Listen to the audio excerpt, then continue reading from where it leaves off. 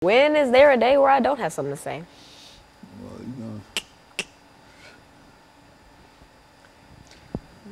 you got enough cameras on you. Every camera's on us. So yeah.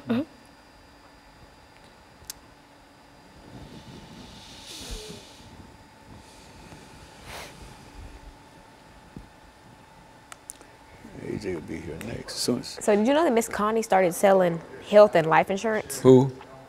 Connie, Junior's mama. Light skin. I don't think you've ever met her. Well, yeah, well. You know Jasmine? Yeah.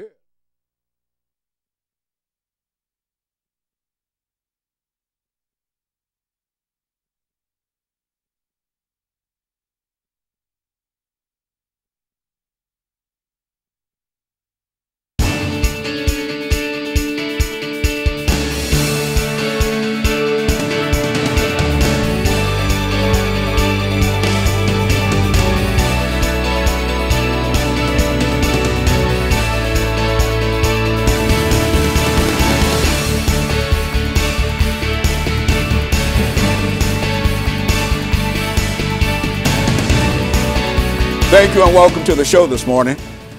The topic this morning is adolescence and substance abuse. And we're fortunate to have with us to talk about adolescence and the various types of substance that are abused, Alana McLaughlin. Alana, let me welcome you to the show this morning and to say how delighted we are to have you and to remind our audience that you started with us about 6 years ago. And you're still with us, and I think giving us excellent shows. And that is one of the reasons that we have you back each time, because you do give us some excellent information in reference to people within your age group especially. And that's why I think today we decided to call this show, at your suggestion, Adolescence and Child Abuse. But before we get started into this topic this morning, Alana, let's have you to give us some information in reference to your background, education, and some of your experiences, and then we'll talk about adolescence and substance abuse for the second segment. Well, Dr. Haney, as you've already stated, my name is Alana McLaughlin. I am 13 years old. I will be 14 next month, which will be August 27th. Next school year, since we just finished one, I'll be attending the Nashville School of the Arts. I go to NSA for trumpet. I'm in the music category. That's really what I excel in. And I'm also in marching band with Pearl Cone High School. Go BOT. And basically, my pastimes include reading, writing, playing music. I play trumpet and piano and various instruments within the trumpet range, you know, like horn, cornet, all those, French horn, things like that. And so that's basically my life, and of course coming here and sharing knowledge about subjects I know about and that I can sometimes even relate to, you know, see firsthand and give a big insight on those subjects like the one that we're talking about today. Okay, and that's what we will talk about today, Alana, adolescence and substance abuse. Let's, before we have our second segment, let's get started in terms of identifying certain terms in terms of the individuals or the people that we're dealing with and the substances that you would like to highlight this morning. Well, some key terms that I'll be using throughout the show, one of them being substance abuse.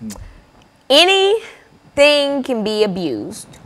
Any substance can be abused. Right now, we're talking about substances that are within the drug category, stuff that's not always legal.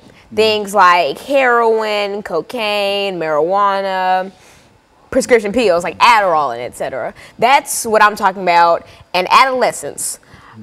In my eyes, the adolescent ranges from 13 to about mid-20s. After you get past, say, like 25 or 25 and older, you're an adult until, you know, 40s, that's like middle age, and then 65 and older, that's senior citizen.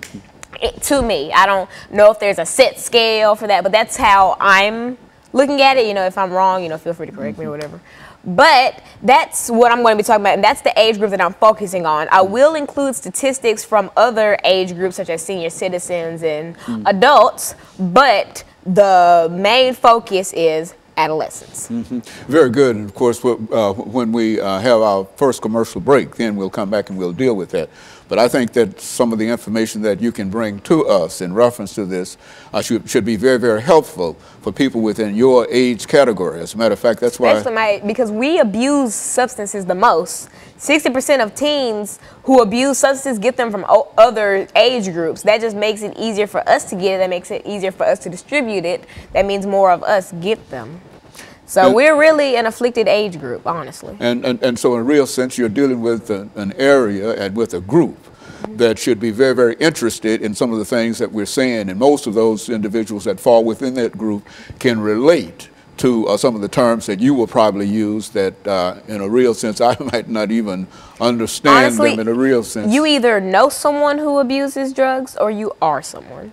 And it's as simple as that. And it's that prevalent. You think it's that prevalent? It's that prevalent. I can tell you plenty. I won't, but I could tell you plenty of people who abuse substances. I haven't, thankfully, but I know plenty of my old classmates. And I just got out of middle school. Like, I know plenty of people. And it's sad. And so you see, and these individuals we see walking around at the mall and at various other places, and many of them might be involved in what we call substance abuse. And so in a real sense, this is a real problem in America today, dealing with with all groups in a real sense, but especially with this particular group. And this is why we wanted to highlight what we're dealing with We need to get awareness out for this. There's so many groups that help teenagers get off drugs, but we just need more awareness. Okay, and so what we'll do, we'll take our first commercial break, and we'll be back with our audience following this very, very short commercial break.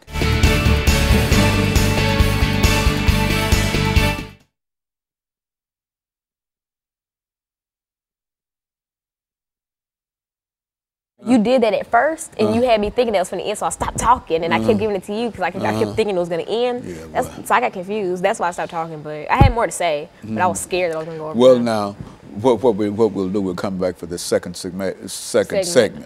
And then this will be an 8-minute segment, and we're still talking about adolescence and substance abuse, and now you're free in a real sense to sort of build your information around within that 8-minute area.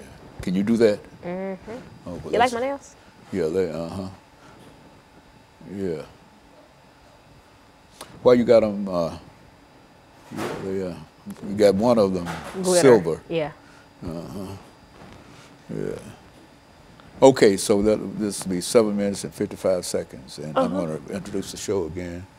So this is moving quite well here. I hope we can thank move all you. And saying, you know,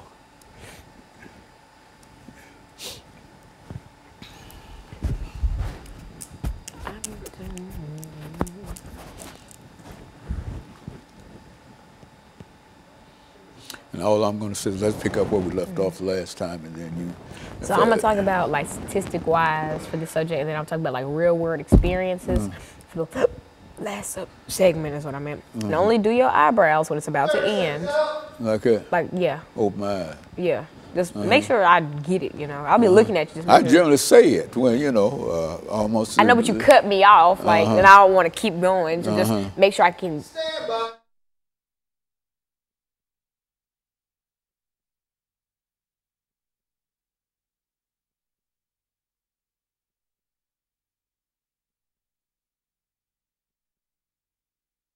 Thank you and welcome back to the second segment of the show for today. We're talking to Alana McLaughlin, and she's given us some information in reference to adolescence and substance abuse. And Alana, let's pick up where we left off during that first segment to have you continue your discussion in reference to some of the issues involved with adolescence and substance abuse. Let's do it from that perspective.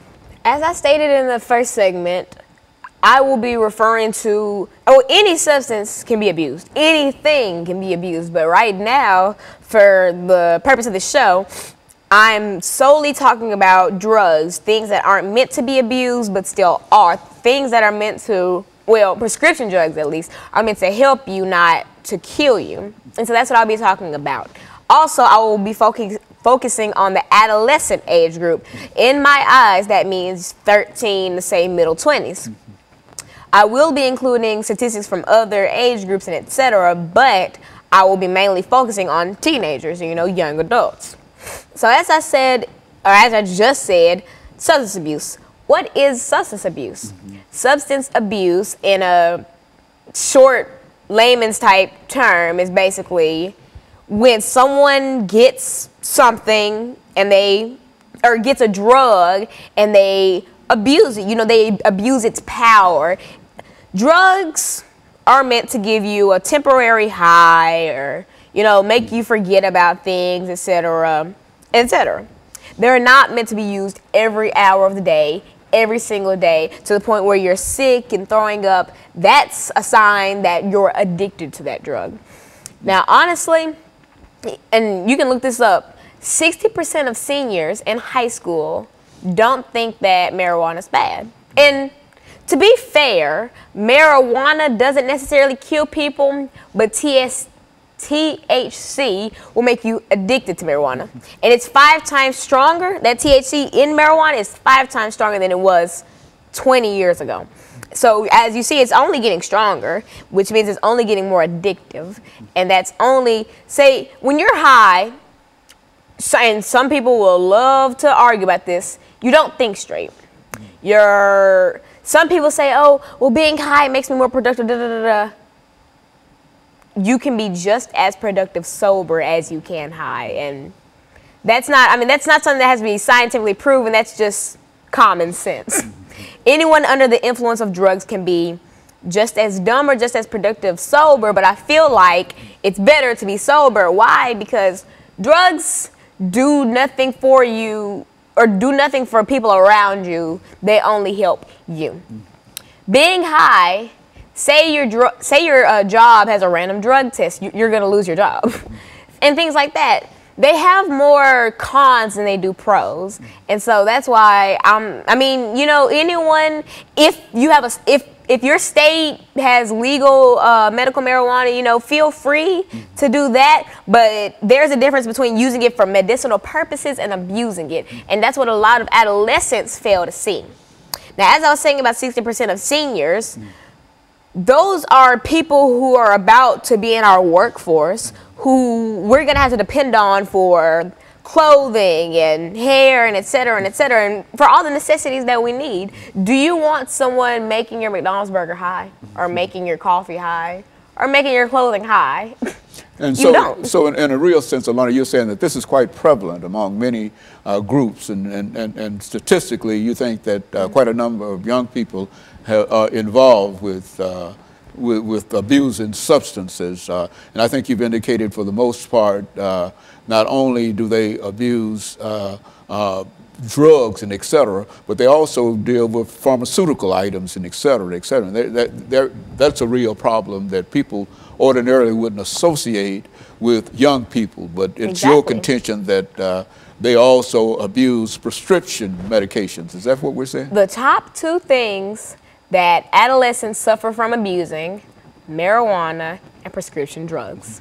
A lot of people say, well, why would teenagers abuse prescription drugs? You know, half of them can't even legally get them. You can.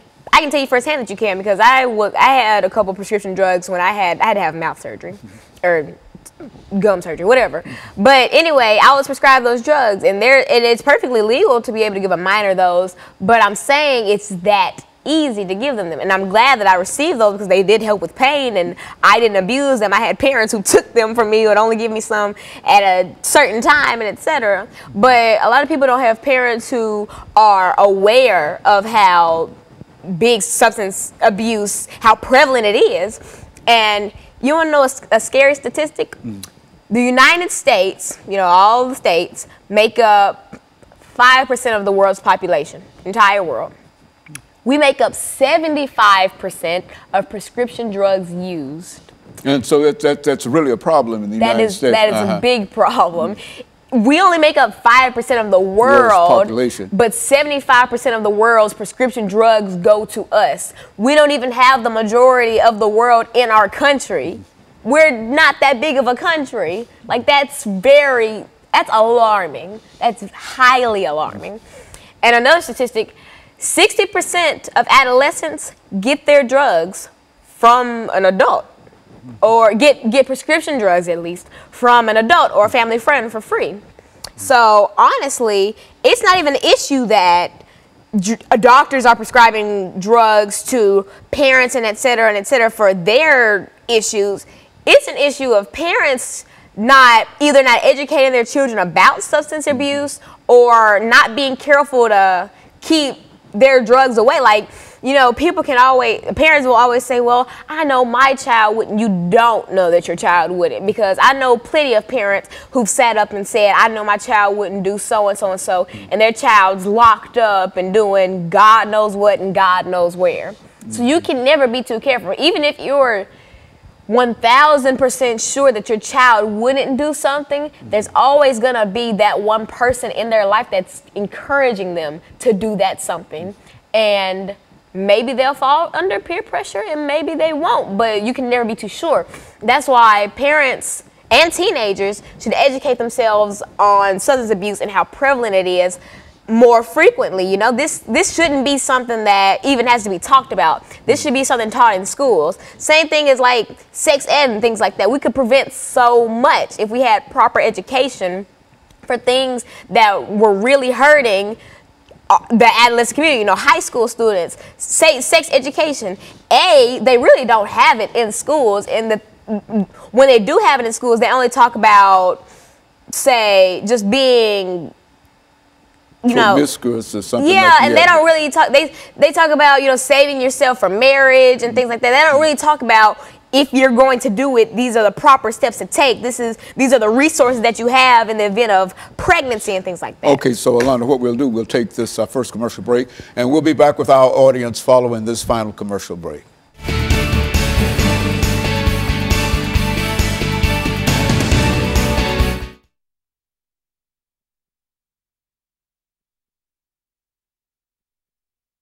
Is this, Yes, because this is the part that I can slam dunk.